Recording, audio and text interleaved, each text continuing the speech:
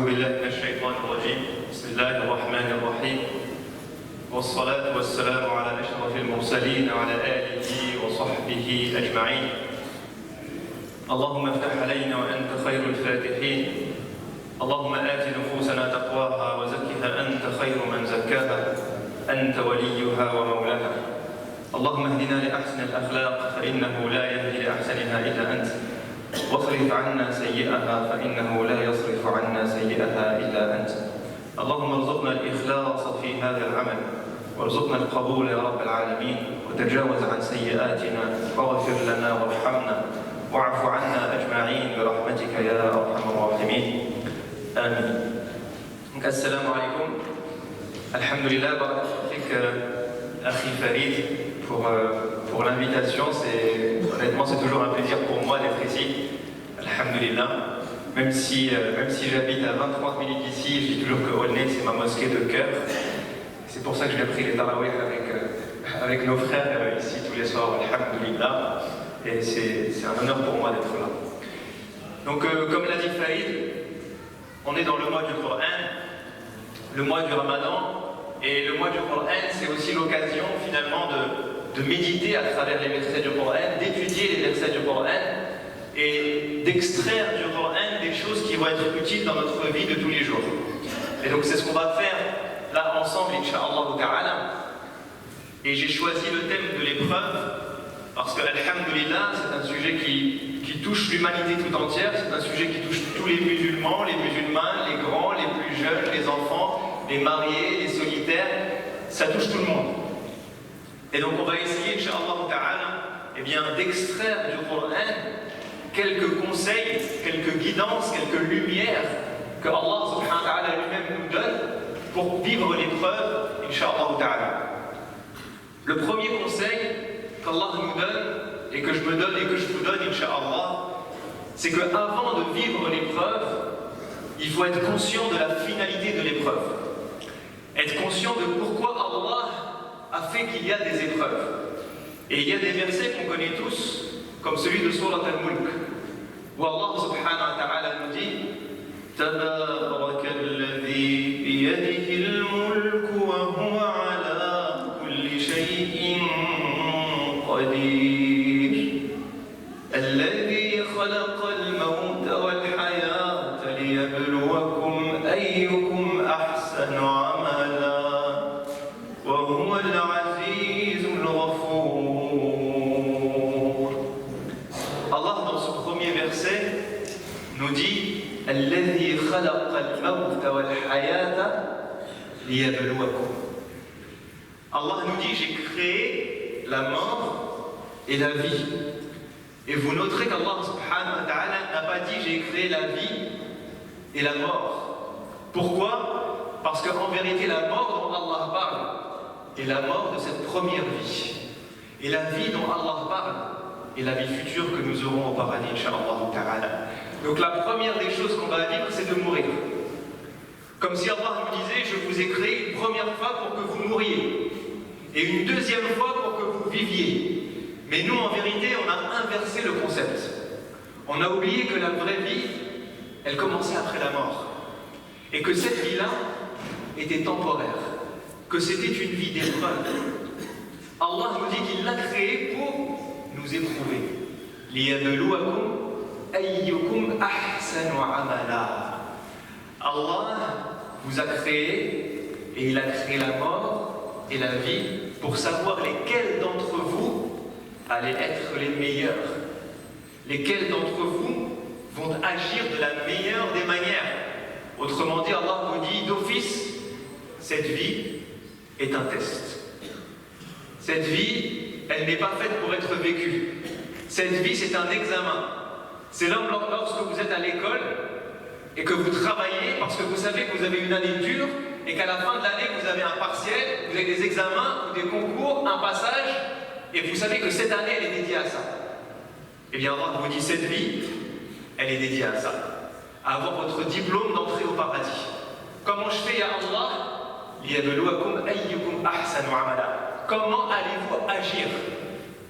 Et vous savez, souvent on traduit al-ihsan par l'excellence, on traduit par les bonnes actions, la bienséance des bonnes œuvres. Ma traduction de l'ihsan, c'est la meilleure des choses qu'on puisse faire. C'est ça, l'ihsan, c'est le meilleur de nous-mêmes. Et Allah nous dit qu'en vérité, l'entrée au paradis, ce n'est pas un diplôme, c'est un concours. Un diplôme, on a le bac, on a tous le bac, alhamdulillah. On a le master, on a tous un master, alhamdulillah. Un concours, il y a un premier, un deuxième, un troisième, un millième, un 100 millième, un millionième. Et Allah nous dit, liyabluwakum ayyukum ahsanu amala. Allah veut savoir qui sera le premier à rentrer au paradis en compagnie du prophète sallallahu alayhi wa sallam. Et qui sera le dernier à rentrer au paradis. Et qui sera dans l'A'raf. Et qui sera en enfer. Il y a un classement. Et ce classement-là, il dépend de est-ce que j'ai donné le meilleur de moi-même ou pas dans cette vie, et est-ce que j'ai vécu les épreuves, est-ce que j'ai vécu les bonnes journées, les mauvaises journées, de la meilleure des manières. Deuxième verset qui nous explique que c'est toujours cette finalité-là, c'est le début de Surat Al-Ankabut. Où Allah subhanahu wa ta'ala nous dit أحسب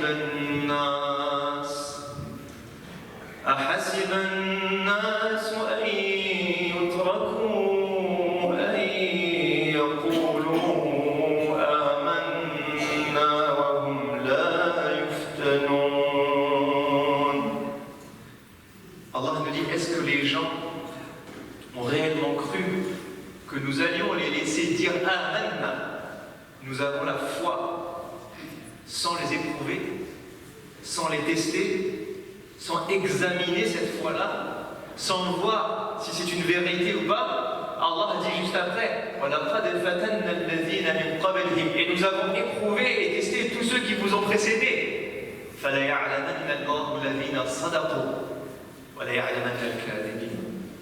afin que Allah subhanahu wa ta'ala sache qui sont les véridiques, qui sont ceux qui ont dit à Allah, j'ai la foi sincèrement et je tiens à cette foi. Et qui sont ceux qui sont des menteurs. Autrement dit, celui qui dit j'ai la foi, mais qui ne veut pas être testé, ne veut pas être éprouvé, ne veut pas agir dans cette vie, ne veut pas comprendre que cette vie est une vie de passage et préparer son paradis, alors celui-là c'est un menteur. C'est un menteur. Il dit j'ai la foi, mais tu as la foi en quoi? Si tu avais sincèrement la foi en le paradis, alors tu comprendrais que cette vie est faite pour que tu agisses et que tu sois éprouvé. Si tu avais réellement la foi en Allah, qui t'explique que cette vie est éphémère, alors tu agirais de la meilleure des manières. Comment démontrer notre foi? En vivant de la meilleure des manières les épreuves que Allah subhanahu wa ta'ala nous donne. Et Allah va encore plus loin, parce que Allah nous explique toujours dans le Coran, dans sa guidance et sa lumière, les choses de manière très concrète. Et Allah va nous donner les types d'épreuves que nous pouvons vivre. Alors il y a déjà deux grandes catégories, le bien et le mal.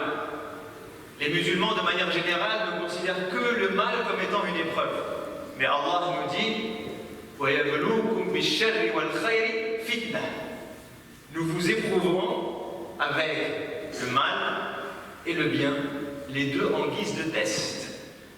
Donc c'est vrai que lorsqu'on est malade, lorsqu'on est éprouvé, lorsqu'on a un souci, on parle d'épreuve. Lorsque tout va bien, on a l'impression qu'on n'est pas éprouvé. En vérité, on est éprouvé autant lorsque tout va bien que lorsque tout va mal. Lorsque tout va bien, Allah va voir comment tu utilises ta santé, comment tu utilises ton argent, comment tu utilises ta bonne humeur, comment tu utilises ton intelligence, comment tu utilises ton temps, comment tu es avec ta famille, comment tu es avec les démunis, comment tu es sérieux dans ton travail. Toute ta journée qui va bien est une journée de test. Pour que Allah sache si tu fais partie des meilleurs. Ahsanu amala. Et puis il y a des journées où tout va mal. Aujourd'hui, on va focaliser sur les épreuves qui font du mal. Parce que c'est le sujet qui intéresse le plus les croyants et les croyantes. Et bien dans ce sujet-là, Allah nous dit, dans Surat Al-Baqarah, وَلَنَبْلُوَنَّكُمْ بِشَيْءٍ مِنَ الْخَوْفِ. Allah nous dit, وَلَنَبْلُوَنَّكُمْ بِشَيْءٍ مِنَ الْخَوْفِ. Al-khawf, c'est quoi? La crainte, la peur. Ensuite, Allah dit وَالْجُوعِ وَنَقْصٍ مِنَ الْأَمْوَالِ وَالْأَنفُسِ وَالثَّمَرَاتِ. Allah vous dit d'office serez éprouvés dans 5 choses. Il y a des gens qui seront éprouvés dans leur peur, qui ne vivront pas en sécurité, qui seront stressés. Et Allah, vous remarquerez qu'il prend les épreuves crescendo. Il prend les épreuves crescendo. La plus dure des épreuves, c'est d'avoir peur pour sa vie. La plus dure des épreuves, c'est de ne pas être capable de sortir de chez soi sans savoir si je vais revenir à la maison. Aujourd'hui, nos frères et nos sœurs en Palestine vivent dans Al-Khawf. Ils ne peuvent pas sortir de chez eux sans savoir si une bombe ne va pas leur tomber sur la tête. À l'époque où la guerre civile en Syrie était à son summum, j'avais croisé un frère syrien et il me disait « Wallahi, on ne sort plus de chez nous. On ne va pas à l'école. On ne va pas au travail. On ne va pas acheter à manger et à boire. Pourquoi? Parce que je ne sais pas si je vais sortir de chez moi, si je ne vais pas me prendre une balle perdue. » Imaginez-vous vos enfants, nous, alhamdoulilah, en France, on vit en sécurité. Et lorsqu'il y a un passage piéton qui est un peu dangereux, on n'a pas envie de laisser traverser les enfants. Lorsqu'il y a des jeunes qui font le bazar en bas de la maison, on n'a pas envie que les enfants sortent. Lorsqu'on est dans un immeuble où il y a des jeunes qui commencent à faire du deal et du shit et je ne sais quoi, on a envie de déménager. Allah nous dit la plus dure des épreuves, c'est Al-Khawf. Certains seront éprouvés par la peur. La peur de perdre la vie, la peur de sortir, la peur de vivre. Ensuite, Allah nous dit Wal-Jua.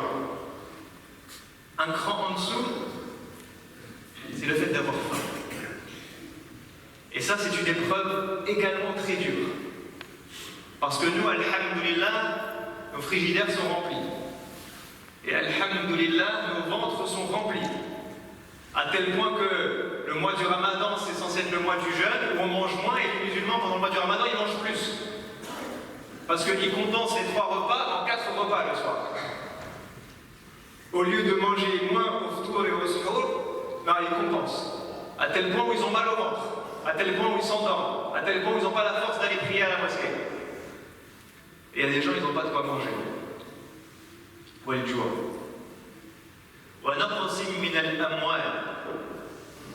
Vous serez éprouvés dans une diminution de votre argent. Et Al-Mal, ce n'est pas que l'argent. Al-Mal, c'est toute chose qui a une valeur financière. Ma maison, mon appartement, mes vêtements, ma voiture, mon argent, mon compte en banque, tout ça c'est Al-Mal.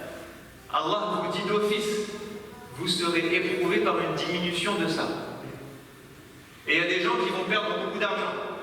Il y a des gens qui vont perdre leur travail et avoir du mal à vivre cette épreuve-là. Il y a des gens, leurs vêtements se trouent et on a l'impression que c'est la fin du monde. Il y a des gens, leur voiture est rayée, on a l'impression que c'est la fin du monde.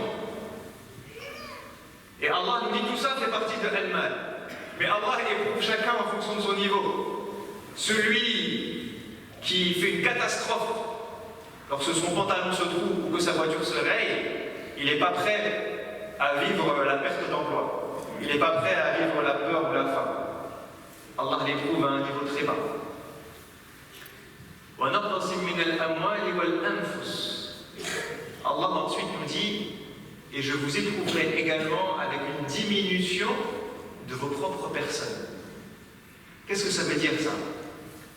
La fatigue, la maladie, la dépression, la tristesse, l'angoisse, le stress, tout ça, c'est naqsim min al-nafs. Al-nafs, lorsqu'elle va bien, elle est heureuse, elle est en bonne santé, elle vit bien, tout se passe bien pour elle. Et Allah, eh bien, va enlever certaines choses de votre être, de votre propre personne. Et vous dites ça, c'est une épreuve.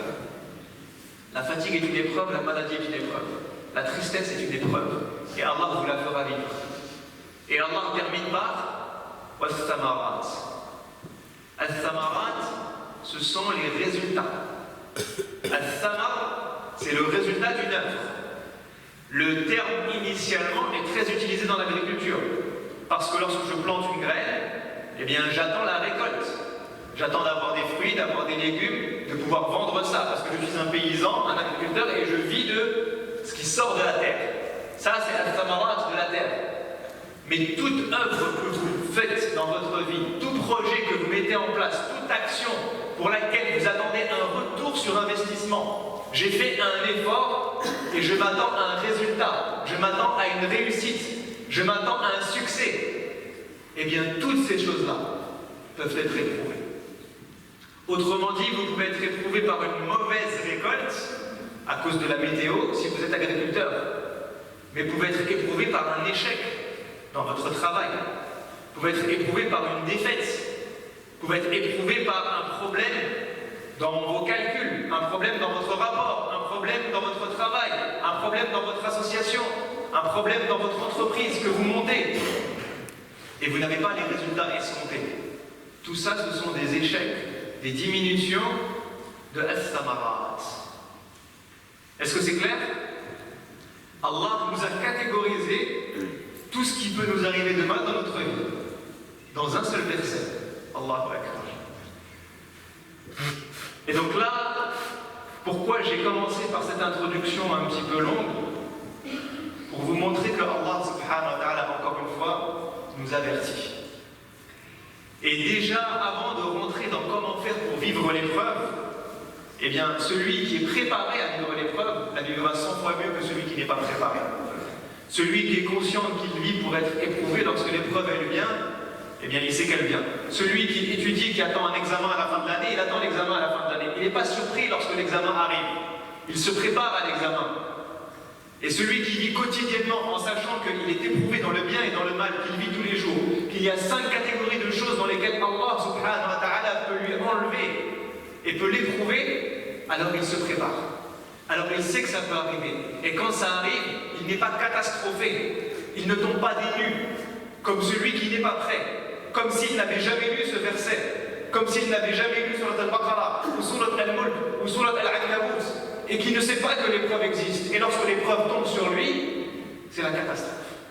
Donc le premier conseil que je me donne et que je vous donne, c'est d'inclure dans notre foi, parce que Allah nous dit, si vous étiez vraiment croyant, vous le sauriez.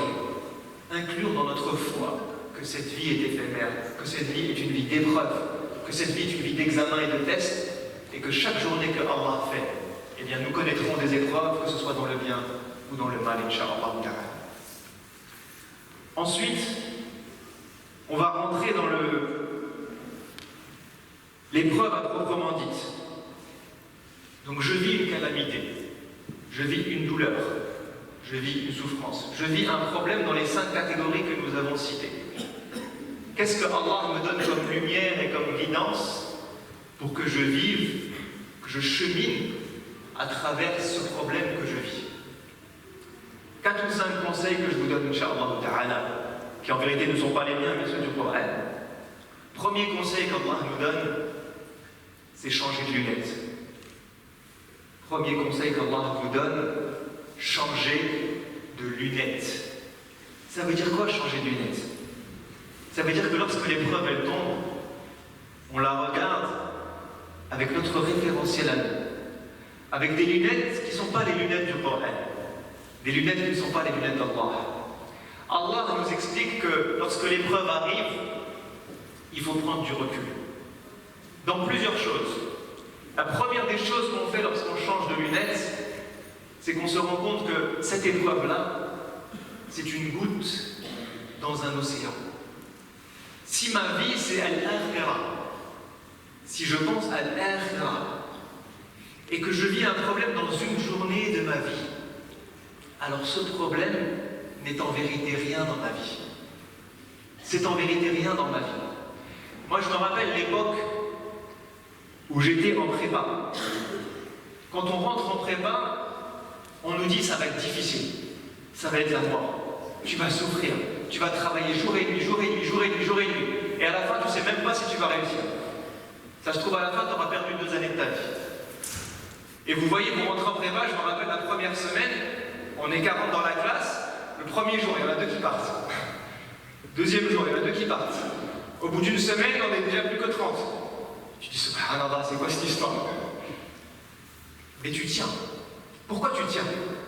Parce que tu te dis, je vais galérer pendant 2 ans, mais si je me donne à fond, et si Allah me facilite, alors ensuite je vais être tranquille toute ma vie. Et bien Allah, c'est la même chose. Il vous dit, tu vas galérer 60 ans, 70 ans, 80 ans, peut-être 20 ans ou 30 ans parce que tu ne vas pas vivre longtemps. Mais ensuite, tu vas être tranquille pendant des millions et des millions et des millions d'années. Tu vas être tranquille pendant ta vie entière. L'être humain, lorsqu'on lui dit, tu souffres un jour, et tu es tranquille toute la vie, il est prêt à souffrir un jour. On dit à quelqu'un, tu te lèves là, aujourd'hui tu fais une nuit blanche. Tu te lèves au fajr, tu vas à la mosquée, tu passes ta journée à faire ça. Tu as l'argent de toute ta vie qui est sécurisé. Qui ne le fait pas? Wallah, on se lève tous. On ne se lève pas pour le fajr. Mais si on vous dit, tu te lèves aujourd'hui pour le fajr, et je te donne 1 milliard d'euros et tu n'as plus besoin de travailler toute ta vie, wallah, tout le monde se lève pour 1 milliard d'euros. Je suis prêt même à me lever une demi-heure avant le fajr. 1 heure, 2 heures, wallah, je ne dors pas. Tu bois du café et t'attends le fajr comme ça. Il ne faut pas que je loupe le milliard. C'est maintenant.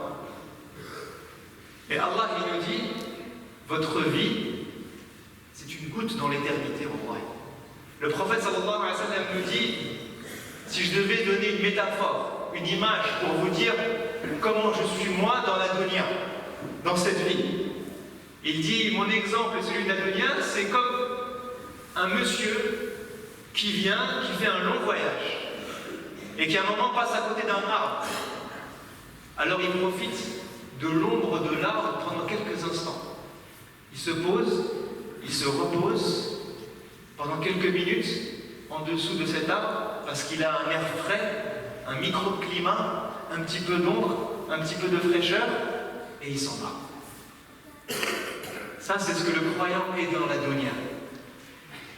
La vie que nous vivons ici, c'est celle que le prophète sallallahu alayhi wa sallam vient de nous décrire. On rentre dans cette vie et on sait qu'on est dans un long chemin. C'est un chemin qu'on parcourt, c'est un cheminement vers Allah subhanahu wa ta'ala. Et cette vie ne dure que quelques instants dans l'entièreté de notre vie. Donc on change de lunettes temporellement. On ne focus pas sur notre vie, mais on voit l'au-delà et al-akhirah. L'autre changement de lunettes qu'on peut opérer, c'est de voir le verre à moitié plein et non pas le verre à moitié vide.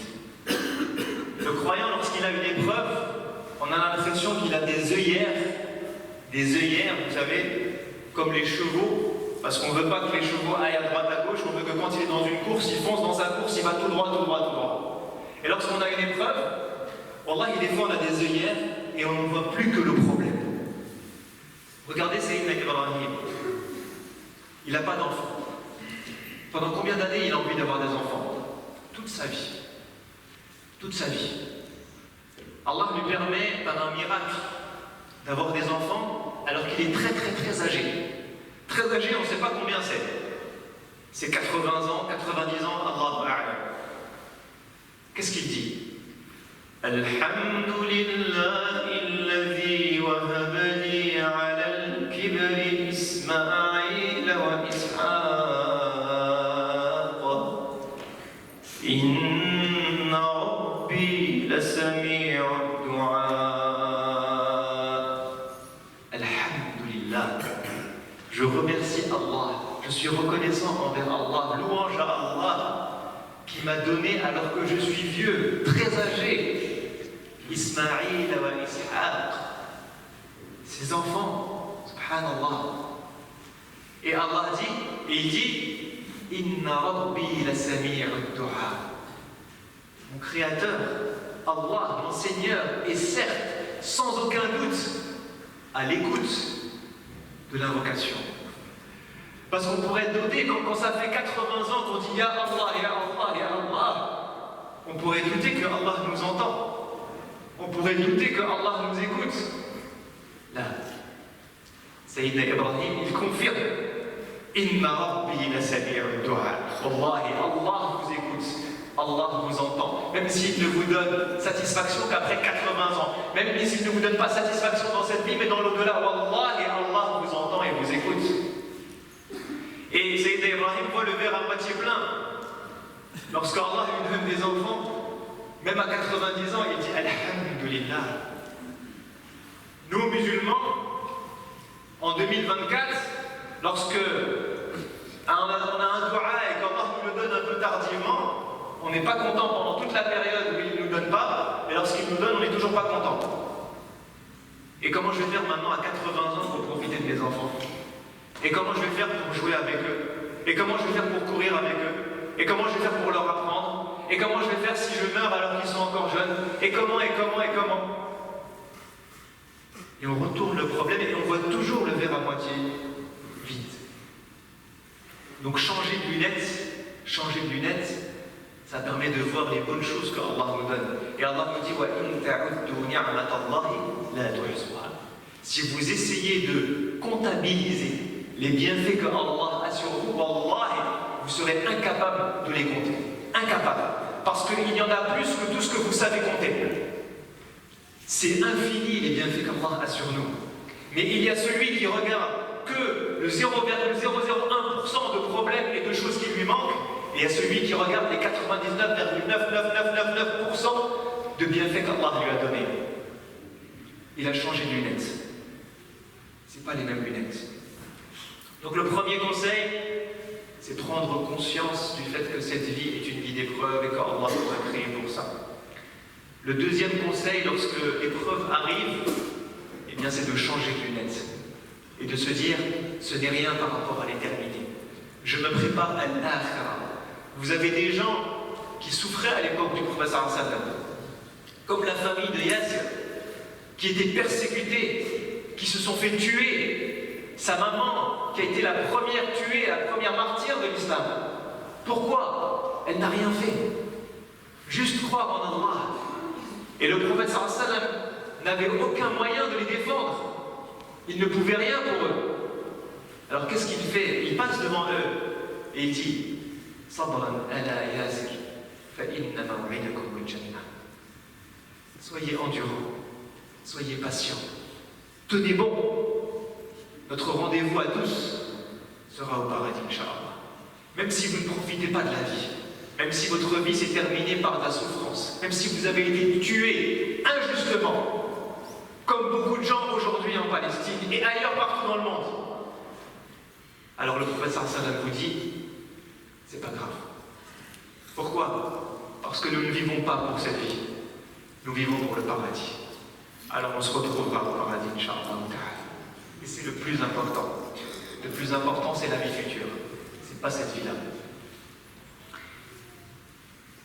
Conseil suivant que je vous donne et que je me donne, Inch'Allah ta'ala, c'est d'avoir un moment avant l'épreuve, surtout pendant l'épreuve, et aussi après l'épreuve, de dhikr. La dhikr, c'est l'évocation d'Allah subhanahu wa ta'ala. Et Allah subhanahu wa ta'ala nous dit الذين آمنوا وتطمئن قلوبهم بذكر الله ألا بذكر الله تطمئن القلوب. Lorsqu'on vit une épreuve, dans toutes celles que j'ai citées, que Allah nous donne, que ce soit la crainte, la peur, que ce soit la faim, que ce soit la soif, que ce soit l'échec, que ce soit la maladie, la fatigue, la dépression, dans toutes ces épreuves-là, ce qu'il y a de plus dur pour le croyant, c'est son cœur. C'est le cœur qui souffre, c'est le cœur qui va mal, c'est le cœur dans lequel se logent toutes les émotions de l'être humain, c'est le cœur qui a peur, c'est le cœur qui déprime, c'est le cœur qui est triste, c'est le cœur qui stresse. Et Allah nous dit que le remède du cœur, c'est le dhikr. C'est l'évocation d'Allah subhanahu wa ta'ala. Et il dit Ala bi dhikrillahi tatma'innul qulub. N'est-ce pas par l'évocation d'Allah, par le rappel de Dieu que les cœurs s'apaisent? Ce qui va apaiser votre cœur, ce n'est pas de renier. Ce qui va apaiser votre cœur, ce n'est pas de crier. Ce qui va apaiser votre cœur, ce n'est pas d'en vouloir à la terre entière. Il y a des gens, lorsqu'ils vivent une épreuve, il faut qu'ils trouvent un coupable. Et Et c'est la faute de lui, c'est la faute de lui, c'est la faute de lui. C'est ta faute si je suis tombé dans ce problème. C'est toi qui m'as pas prévenu, c'est toi qui m'as pas dit. Il y a des gens, lorsqu'ils ont un échec au travail, il faut qu'ils trouvent un coupable. Il faut qu'il y ait un fusible. Il y a des gens, lorsqu'ils sont malades, ils en veulent à la terre entière. Pourquoi? Parce que le cœur est malade. Et en vouloir à la terre entière, ou crier, ou s'énerver, ou casser, n'arrangera pas ce qu'il y a dans votre cœur.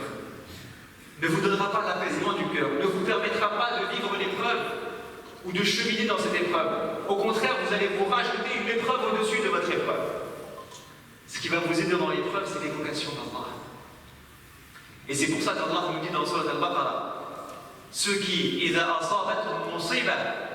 sont atteints par une calamité, par une catastrophe, disent Inna lillahi wa inna ilayhi raji'un. Nous appartenons à Allah. Et c'est à Allah que nous revenons. C'est vers lui que nous retournons.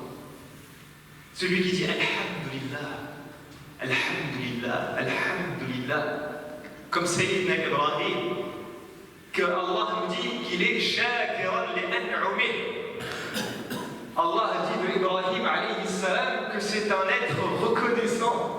Dans la même sourate où il nous dit, si vous essayez de comptabiliser tous les versets, tous les bienfaits qu'Allah a sur vous, vous êtes incapable de les comptabiliser. Alors c'est quoi qu'il faut faire? Il faut être reconnaissant. Qui est notre modèle de reconnaissance? Ibrahim alayhi salam. C'est pas pour rien qu'il dit Alhamdulillah quand tout va mal et qu'il dit Alhamdulillah quand tout va bien. Parce que Alhamdulillah apaise le cœur. Wallah, faites l'expérience. Vous vivez une épreuve. Quelqu'un vous fait du mal. Posez-vous 2 minutes et faites du zikr. Moi, je vous raconte une petite anecdote. Je jouais au sport un jour. Je jouais au volley. Et il y a un monsieur, je ne sais pas pourquoi, il ne m'aimait pas. Et il a commencé à m'insulter.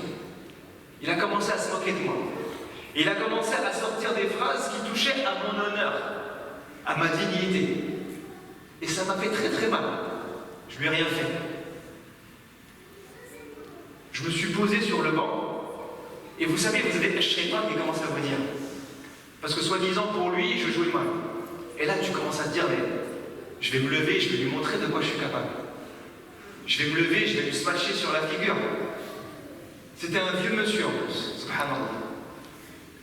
Et à un moment, on change d'équipe, il n'est plus dans mon équipe, il est dans l'équipe adverse. Et là, je me dis, c'est le moment de se venger. Tu te dis, c'est maintenant ou jamais. Tu te dis, rends-lui son insulte par 2 insultes. Al-Shaytan, il est là. Et wallahi, j'ai fait l'expérience. Je me suis dit, fais une expérience, pose-toi et fais du dhikr. Je me suis posé sur le banc. J'ai fait 5 minutes. Alhamdulillah. Subhanallah. Astaghfirullah. Tu te rappelles de tes péchés à toi. Tu oublies les péchés, les erreurs des autres et tu focalises sur tes péchés à toi. Astaghfirullah. Astaghfirullah. Astaghfirullah. Tu te rappelles des milliards de bienfaits qu'Allah t'a donné. Alhamdulillah. Alhamdulillah.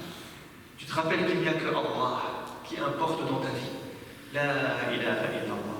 La ilaha illallah. La ilaha illallah. Wallahi, au bout de quelques minutes, ton cœur s'apaise. Et tu retournes dans la vie, que ce soit à ton travail, à ta maison, sur le terrain, avec le sourire. Et les insultes des gens, tu passes à côté. Et ça, c'est rien. Wallahi, quand j'ai vécu cette scène-là, la première des choses qui est venue à mon esprit, c'est le prophète sallallahu alayhi wa sallam. Je me suis dit, c'est fou parce que moi, dans ma vie, il n'y a personne qui m'insulte. Globalement, j'ai des bonnes relations avec tout le monde. Alhamdulillah. Que ce soit dans ma famille, dans mes amis, dans les associations, dans mon travail, alhamdulillah.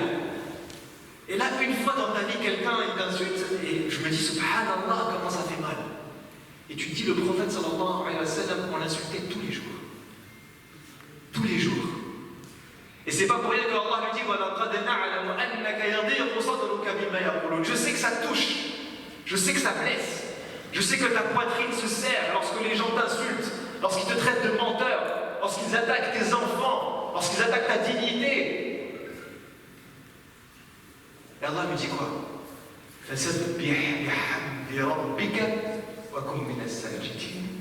du zikr.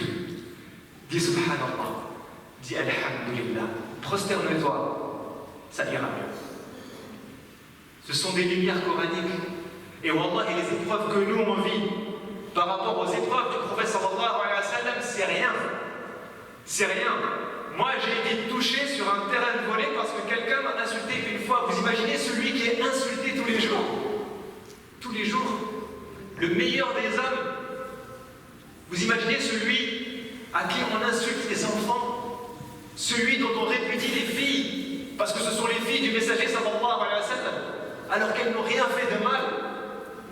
Vous imaginez celui à qui on jette des déchets, celui à qui on met des choses au-dessus du dos lorsqu'il se prosterne pour Allah subhanahu wa ta'ala, au point où il est incapable de se relever de sa prosternation, et que c'est sa fille qui arrive en pleurs et en larmes pour débarrasser son père. Vous imaginez tout ça? Vous imaginez ces épreuves? Et nous, à côté, c'est rien. Et ça, c'est une des choses aussi dans le fait de changer de lunettes. Regardez les épreuves des autres. Regardez toujours, il y a toujours beaucoup plus éprouvés que vous. Nos épreuves, wallah, des fois, c'est des épreuves de bisounours par rapport à ce que vivent les gens dans le monde. Donc on disait faire du dhikr, parce que le dhikr apaise le cœur. Et faire du dhikr, c'est pas que au moment de l'épreuve. Faire du dhikr, c'est un entraînement. Allah nous dit dans Surat Al-Hadid, Ma asaba min musibatin fil ardi wala fi anfusikum illa fi kitabin min qabli an nabra'aha. Inna dhalika 'ala Allah yasir. Likay la ta'saw 'ala ma fatakum wa la tafrahu bima atakum. Wallahu la yuhibbu kulla mukhtalin fakhur. Allah vous dit, il n'y a pas une catastrophe, une épreuve que vous vivez sans qu'elle ne soit déjà écrite dans un livre. Min qabli an nabra'aha. Tout est écrit auprès d'Allah subhanahu wa ta'ala. Et pourquoi est-ce que Allah nous a écrit toutes les épreuves de notre vie? Pourquoi est-ce qu'il y en a autant qui vont échelonner toute ma vie, de la naissance à la mort? Allah vous dit, likay la ta'saw 'ala ma fatakum wa la tafrahu bima atakum. Allah vous dit, pour que vous ne soyez pas excessivement heureux lorsque Allah vous envoie des bonnes nouvelles, et que vous ne soyez pas excessivement triste et déprimé lorsque Allah vous envoie des mauvaises nouvelles, des épreuves. Lorsque Allah vous prend quelque chose, ne soyez pas excessivement déçus. Et lorsque Allah vous donne quelque chose, ne soyez pas excessivement heureux. Parce que ces deux comportements extrêmes, excessifs, sont le comportement de gens pour qui la dunya est la vie. Ils ont oublié qu'il y avait notre vie. Et du coup, lorsque Allah me donne dans cette vie, j'ai l'impression que toute ma vie est heureuse, que c'est la meilleure des choses qui puisse m'arriver, parce que j'ai trouvé un travail, parce que j'ai gagné un peu d'argent, parce que je me suis marié, parce que j'ai eu un enfant, parce que j'ai réussi tel projet. Et j'ai l'impression que, ça y est, je sors de moi, je sors de mes gonds excessivement heureux. Et on a l'impression que tout ça, c'est ma vie. Et lorsque tout ce que vous avez comme bienfait est votre vie, que vous focalisez que sur ce qu'il y a de bien dans votre vie, alors le jour où Allah vous l'enlève, c'est votre vie qu'on vous enlève. Alors Allah vous dit, soyez dans le juste milieu. Soyez heureux lorsqu'il y a des bonnes nouvelles. Soyez triste lorsqu'il y a des mauvaises nouvelles. Mais jamais dans l'excès. Parce que cette vie, encore une fois, est éphémère. Et donc c'est pour ça que le dhikr et l'épreuve, c'est un entraînement. Allah nous envoie des petites épreuves quotidiennement pour qu'on s'entraîne à dire Alhamdulillah, pour qu'on s'entraîne à se contenir lorsqu'il y a un problème. Je le dis souvent, mais c'est tout bête. Celui qui est au passage piéton, avec sa voiture, au feu rouge, et qui est incapable de patienter que le feu passe au vert, c'est une épreuve que Allah envoie tous les jours. Commence par là.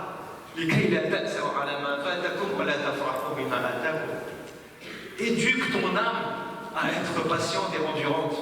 Si on n'est pas capable de patienter avec un feu rouge, si on n'est pas capable de patienter lorsqu'on fait la queue, wallah, les gens ils viennent à la mosquée ou ils vont dans l'administration, lorsqu'il y a la queue on devient fou.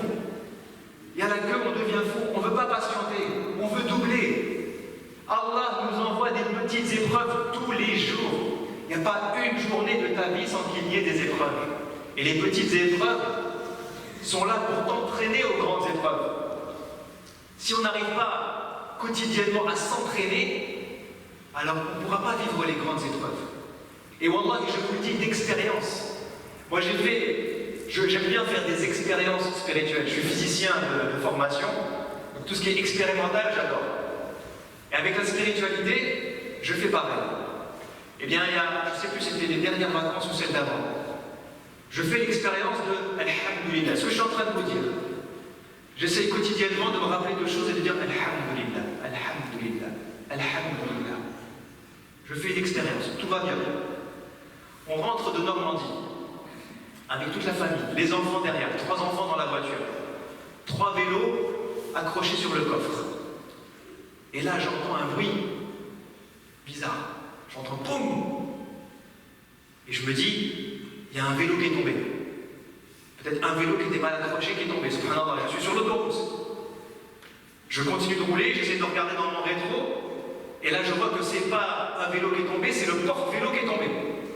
Les 3 vélos sont tombés, avec le porte-vélo. Et le fil qui accroche normalement les vélos et le porte-vélo à mon coffre est resté accroché au coffre. Donc je suis en train de tirer 3 vélos et un porte-vélo qui sont 10-20 mètres derrière moi sur une autoroute à 130 à l'heure. Alhamdulillah. Là, je commence à réfléchir. Je me dis, il faut que je m'arrête. J'essaie d'aller doucement vers la porte d'arrêt d'urgence, enfin doucement pas trop. Je m'arrête. C'était les vacances où il y avait eu la grande tempête. Et donc, subhanallah, mon porte-vélo s'était détaché et j'ai fait l'erreur de ne pas revérifier que tout était bien serré avant de repartir. Donc, il s'était détaché. Je m'arrête, je descends avec ma femme est en stress. J'ouvre le coffre, j'arrive à attraper les vélos et wallahi, la première parole qui m'est venue, c'est Alhamdulillah. J'étais dans un moment vraiment. Tu te dis, soit je vais tuer quelqu'un, soit je vais provoquer un accident, soit mes enfants vont leur arriver quelque chose. Les enfants qui stressent, ma femme qui stresse, et wallahi, j'ai ouvert le coffre, et j'étais là en train de dire Alhamdulillah, Alhamdulillah, Alhamdulillah. Je remettais les vélos en place, et la seule parole qui venait, c'était Alhamdulillah, Alhamdulillah, Alhamdulillah. Et je me suis dit, subhanallah, j'ai voulu faire l'expérience pendant une semaine, de dire Alhamdulillah tous les jours, alors qu'il n'y a rien de bien, rien de mal qui se produit des jours normaux de ma vie. Et au moment où la calamité est arrivée, la catastrophe tombe, la première parole que Allah, c'est pas ma force, c'est pas mon intelligence, c'est pas ma spiritualité. La première des paroles que Allah met sur ta langue, c'est Alhamdulillah. Et ça, c'est un exercice spirituel. Et c'est Allah qui met dans les cœurs. Ni moi, ni vous. On fait des efforts et Allah nous guide. Donc faites du dhikr avant, pendant, après les épreuves, et Inch'Allah, Allah apaisera nos cœurs et nous donnera cet apaisement dans tous les problèmes qu'on vit. Conseil suivant, allez vers Allah et lui parler. Aller vers Allah et lui parler, ça c'est super important parce que quand on vit une épreuve, souvent, personne ne peut nous comprendre. Et il n'y a que Allah subhanahu wa ta'ala qui nous comprend. Il n'y a que Allah subhanahu wa ta'ala qui a accès à nos cœurs. Et on voit dans le Coran que tous les prophètes, lorsqu'ils vivent un problème, ils parlent à Allah subhanahu wa ta'ala. Sayyidina Ayyub, il lui dit Rabbi inni massani ad-durr wa anta arhamur rahimin. Il est en train de lui dire Rabbi, mon Seigneur, le mal m'a touché. Et tu es le plus clément des cléments. Tu es le plus aimant des aimants. Tu es le plus miséricordieux des miséricordieux. Sayyidina Zakaria, il parle à Allah. Il dit Inni wa ana al-'azmu minni. Mes os deviennent faibles. Je deviens vieux. Et j'ai peur que mon héritage ne soit transmis à personne. Et il parle d'un héritage spirituel, de la da'wa. Il ne parle pas d'argent, Sayyidina Zakaria. Les prophètes et les messagers parlent à Allah. Sayyidina Ya'qub, lorsqu'il perd Sayyidina Yusuf, il dit Fasabrun Jamil. Et lorsqu'il perd son deuxième fils, il dit Fasabrun Jamil. Et il va, il parle à Allah, il dit Qala innama ashku bathi wa huzni ila Allah. Je vais aller raconter ma tristesse et ma détresse et mon angoisse à qui? À Allah subhanahu wa ta'ala. Faites l'expérience lorsque vous vivez une épreuve. Faites le wudu. Priez 2 rak'at. Prosternez-vous. Et dans votre prosternation, parlez-lui. Dites-lui, Ya Allah, je vais mal. Ya Allah, je ne me sens pas bien. Ya Allah, je suis fatigué. Ya Allah, je suis déprimé. Ya Allah, je suis malade. Ya Allah, je cumule échec sur échec. Ya Allah, ça fait des années que j'essaye et j'y arrive pas. Ya Allah, je te raconte ma douleur. Ya Allah, tu es le seul qui a accès à mon cœur. Tu es le seul qui peut savoir combien je suis triste. Wallah, il y a des tristesses qu'on ne peut même pas imaginer. Sayyidina Ya'qub, il perd un enfant. Wallah, le fait de perdre un enfant en bas âge, c'est une épreuve que personne ne peut comprendre si ce n'est celui qui la vit. Moi, je me rappelle une fois ou deux où j'ai dû diriger une prière mortuaire sur un enfant. Et wallah, juste le fait d'être imam et de voir devant soi un linceul ou un cercueil qui est grand comme ça, et de voir le père à côté qui est en pleurs, ça déchire le cœur. Ça déchire le cœur de voir un tombeau qui est comme ça, un cercueil qui a cette taille-là. Wallah, ça déchire le cœur. Et moi, je me dis, juste le fait de le voir, ça me déchire mon cœur. Et ça me fait penser à mes enfants. Alors qu'en est-il du cœur du père et de la mère qui vient de perdre cet enfant? Ça doit être indescriptible. Je ne peux pas l'imaginer. Je ne peux pas vous le décrire parce que je ne l'ai jamais vécu. Alhamdoulilah. Sayyidina Ya'qub, il perd son fils. Et cette tristesse-là, tu peux parler à qui tu veux. Tu peux parler à tous tes amis. Tu peux leur décrire avec tous les mots que tu imagines. Qu'est-ce que c'est que de perdre un enfant? S'il ne l'a pas vécu avant toi, Allah, il ne pourra jamais comprendre ce que tu vis. Le seul qui peut comprendre ce que tu vis, c'est Allah. Alors va lui raconter à lui. Faites comme Sayyidina Ya'qub. Allez parler à Allah subhanahu wa ta'ala. Faites de lui votre confident. Et des fois, juste le fait de parler, Wallahi, ça soulage le cœur. Quand on raconte nos soucis, Wallahi, ça soulage le cœur. Et des fois, Allah nous envoie un frère, une sœur, un parent qui nous aide, qui nous écoute. Des fois, juste avoir quelqu'un qui t'écoute et qui ne dit rien, qui est silencieux, Wallahi, ça soulage le cœur. Et raconter à Allah, ça soulage encore plus.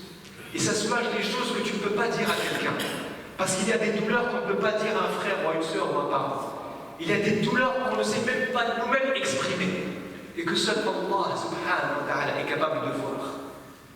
Parce qu'il voit ce qu'il y a dans notre cœur. Il voit le cœur du prophète sallallahu alayhi wa sallam. Il lui dit il voit ton visage, ta tristesse dans les cieux. Ce que tu vis, Allah le voit dans les cieux. Il te voit et il t'entend. Alors parle-lui. Conseil suivant. Œuvrez. Faites tout ce que vous avez à faire pour sortir de l'épreuve. Parce que notre religion n'est pas une religion de laxisme. Notre religion n'est pas une religion de défaitisme. Notre religion est une religion d'œuvre, d'effort, de travail et d'action. Et Sayyidina Ya'qub, regardez, lorsqu'il perd son fils, puis son deuxième fils, qu'est-ce qu'il dit aux autres? اذهبوا فتحسسوا من يوسف وأخيه ولا تيأسوا من روح الله فإنه لا ييأس من روح الله إلا القوم الكافرون. Il dit à ses grands-fils, Idhabu, retournez en Égypte. Pourquoi? Fatahassasu. Al-hawas, dans la langue arabe, ce sont les sens. L'ouïe, la vue, le toucher, tout ça c'est al-hawas. Et ce que leur dit Sayyidina Ya'qub, il leur dit tahassasu min Yusufa wa akhihi. Ça veut dire quoi? Ça veut dire retourner en Égypte et tendez l'oreille. Si vous entendez quelque chose, essayez de trouver votre frère. Si vous voyez quelque chose, essayez de retrouver vos frères. Utilisez vos mains, vos jambes, votre cerveau, vos oreilles, votre vue, votre nez. Utilisez vos relations. Utilisez tout ce qui est entre votre pouvoir. Pourquoi? Fatahassasu min Yusuf wa akhihi. Pour retrouver qui? Yusuf et son frère. Subhanallah. Tu n'as pas oublié Yusuf et Ya'qub? Ça fait des années. Yusuf a grandi. Yusuf est passé par la jeunesse. Yusuf est passé par la prison. Yusuf est passé par l'esclavage. Yusuf est sorti de prison des années après. Yusuf est devenu ministre de l'économie en Égypte. Un autre père aurait dit: mon fils est certainement mort. Mon fils, je ne le retrouverai jamais. 10 ans après, 20 ans après, 30 ans après, il ne désespère pas. Il ne leur dit pas juste: allez, retrouvez votre autre frère. Non. Retrouvez Yusuf et son frère. Allez chercher les deux. Même celui qu'on a perdu depuis 20 ans, 30 ans. On ne désespère pas. Ne désespérez jamais du souffle divin, de la miséricorde d'Allah, parce que seuls les gens ingrats, ceux qui ne croient pas en Allah, ceux qui ne croient pas en son souffle, ceux qui sont musulmans mais qui sont ingrats, qui ne reconnaissent pas la miséricorde d'Allah subhanahu wa ta'ala, seuls ceux-là désespèrent. Celui qui croit en Allah sincèrement et véritablement ne désespère jamais. Ne désespérez pas. Alors que vous soyez malade, allez voir tous les médecins du monde. Si vous ne trouvez pas de travail, allez voir toutes les entreprises du monde. Si vous avez des soucis de santé, si vous n'êtes pas bien, faites du dhikr, parlez aux gens, trouvez une activité qui vous sort de là. Si vous avez des échecs dans votre travail, c'est pas grave. Retroussez vos manches et recommencez. Retroussez vos manches et recommencez. Retroussez vos manches et recommencez. Ne désespérez jamais. Même si vous vous en sortez après 5 ans, 10 ans, 20 ans, 30 ans, c'est pas grave. Allah ne vous demande pas de réussir. Allah vous demande d'œuvrer. Allah ne vous récompense pas pour votre réussite ou vos diplômes ou l'argent que vous faites ou vos réussites ou vos succès. Allah vous récompense pour vos efforts, pour votre travail. C'est ça qu'Allah attend de vous. Alors même dans l'épreuve, Allah vous dit: bougez-vous. Ne restez pas là à attendre. Je ne guérirai jamais. Je ne trouverai jamais de travail. Je ne réussirai jamais. Personne ne m'aimera jamais. Je ne m'en sortirai jamais. Je ne pourrai jamais sortir de cette injustice. J'arriverai jamais à trouver une solution. Non. Celui qui dit jamais, selon les termes du Coran, ne croit pas en Allah. Parce qu'il désespère du fait que Allah puisse lui donner une solution. Et ça veut dire qu'il ne connaît pas Allah. Ça veut dire qu'il n'a pas confiance en Allah. Et dernier conseil, et je m'arrête là, Inch'Allah ta'ala, c'est le conseil qu'on se donne tous 17 fois par jour lorsqu'on récite Surat al-Fatiha et qu'on dit Iyyaka na'budu wa iyyaka nasta'in. Le dernier conseil que je me donne et que je vous donne, c'est les du'a. Un du'a général, c'est qu'Allah accorde à chacun d'entre nous la force et la patience dans les épreuves. Parce que Allah nous apprend dans le Coran et son messager nous apprend aussi Afrir alayna sadran wa tawaffana muslimin. Les pieux disent à Allah: Ya Allah, donne-nous la patience. Encore une fois, ce n'est pas notre intelligence, wallahi, ce n'est pas notre force qui fait de nous des croyants. Ce n'est pas parce que j'ai appris le Coran ou parce que j'ai fait tel diplôme ou parce que j'ai étudié les sciences islamiques que je suis un meilleur croyant qu'un autre. C'est Allah qui alimente notre cœur avec la force et la foi. C'est Allah qui donnera à notre cœur son endurance. C'est Allah qui a retenu le cœur de la maman de Sayyidina Moussa. Elle aussi, elle a dû jeter son fils dans un fleuve. Elle aussi, elle a dû se séparer de ses propres mains de son fils. Et c'est Allah qui a mis la foi et l'endurance et la patience dans le cœur de cette femme. Et c'est Allah qui mettra l'endurance dans nos cœurs. Donc le dua qu'on peut faire tout le temps, c'est Ya Allah, affir alayna sabra. Ya Allah, déverse sur nos cœurs de l'endurance. Et ensuite, on peut faire des doigts pour toutes les épreuves qu'on vit. Quelles que soient les épreuves qu'on vit, faites des doigts. Tous les prophètes, regardez sur Al-Anbiya, les prophètes font des doigts. À chaque problème, ils font des doigts. À chaque problème, ils lèvent les mains et ils disent Ya Allah, aide-moi. Ya Allah, aide-moi. Iyaka na'budu wa iyaka nasta'in. C'est à toi et uniquement à toi qu'on demande de l'aide, Ya Allah. Après avoir œuvré, parce que ça, c'est le sens du tawakkul. فَإِذَا عَزَمْتَ فَتَوَكَّلْ عَلَى اللَّهِ. Lorsque tu as retroussé tes manches et que tu as commencé à travailler, que tu as œuvré, que tu es parti, alors là, Ya Allah, aide-moi. C'est pas je reste à la maison à rien faire et Ya Allah, aide-moi. Non, j'ai œuvré, j'ai fait du dhikr, j'ai patienté, j'ai fait ce que j'avais à faire. Alors, Ya Allah, donne-moi une solution. Ya Allah, ouvre-moi tes portes. Ya Allah, aide-moi. Et Allah vous aidera. Que ce soit dans cette vie ou dans l'au-delà. Allah répondra à votre appel. Mais faites-le avec le cœur. Et vous savez, c'est fou parce qu'on voit dans le Coran que même les étapes précédentes que je vous ai données, celle du dhikr et celle de parler à Allah, quand ces étapes sont faites avec le cœur, Allah a accès à votre cœur et il n'a même pas besoin que vous formuliez un dua. Subhanallah. Deux exemples magnifiques. Celui de Sayyidina Ayyub. Rabbi inni massani ad-durru wa anta arhamur rahimin. Ya Allah, le mal m'a touché. Et tu es le plus aimant des aimants.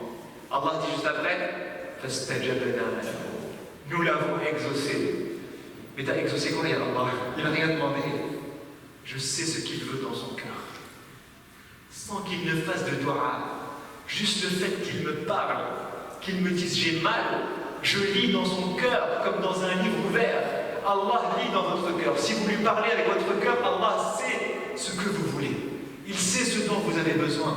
Et il répond à votre appel. Sans même que vous lui disiez alors je veux ça, je veux ça, je veux ça. Sayyidina Yunus.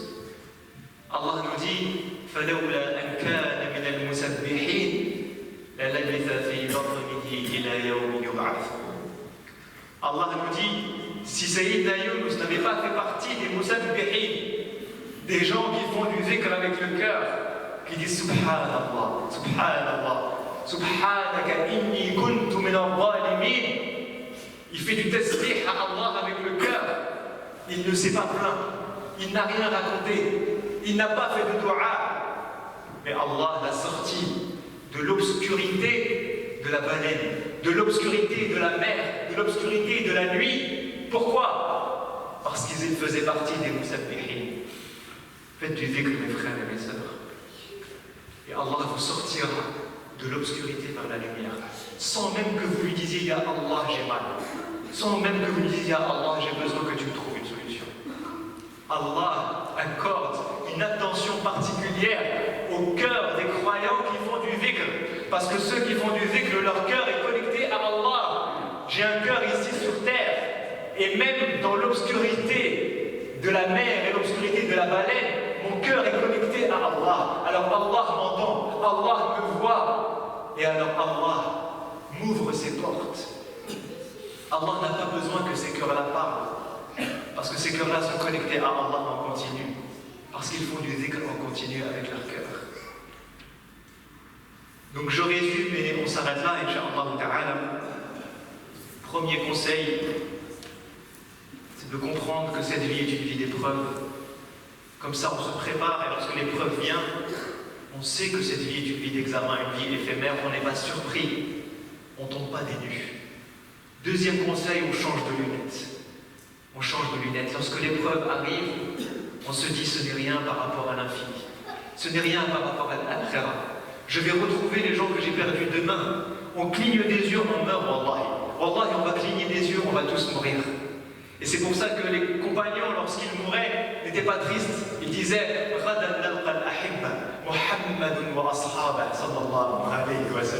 demain, je vais retrouver le messager sallallahu alayhi wa sallam. Il y a des gens qui voient la mort comme une nouvelle vie, une vie de joie et de bonheur. Et il y a des gens qui voient la mort comme une catastrophe.